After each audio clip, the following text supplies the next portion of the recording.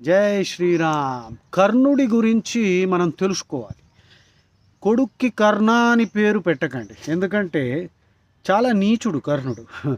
కాకపోతే దానాలేదో చేశాడు, కానీ కర్ణుడు ద్రౌపదిని లంజ అని సభలో సంబోధిస్తాడు. పైగా అంటాడు, నీ మొగుళ్ళందరూ నపుంసకులు, మాలో ఎవరినైనా తీసుకో, కౌరవులు నేను ఉన్నాం, తీసుకో. ఏ ఆ తర్వాత చీర విప్పమని, ద్రౌపదికి చీర విప్పమని ఇచ్చిన ఐడియా కర్ణుడు. లేకపోతే దుర్యోధనుడు అంత దుర్మార్గుడు కాదు. ఏ తర్వాత ఇప్పుడు సరే, కర్ణుడికి అన్యాయం జరిగింది, కాదని కాదు. సినిమాల్లో ఏంటంటే ఏదో విధంగా కృష్ణుణ్ణి క్రిటిసైజ్ చేయాలి, అందుకని ఆ ఉద్దేశంతో మూర్ఖులు భారతము, విష్ణు పురాణము, భాగవతము, హరివంశం ఇవేవి చదవకుండా సినిమాలు తీసి జనాలని మభ్యపెట్టడం. కర్ణుడు పేరు పెట్టకండి. కర్ణుడిని 10 క్వశ్చన్లు అడుగుతాడు కృష్ణుడు.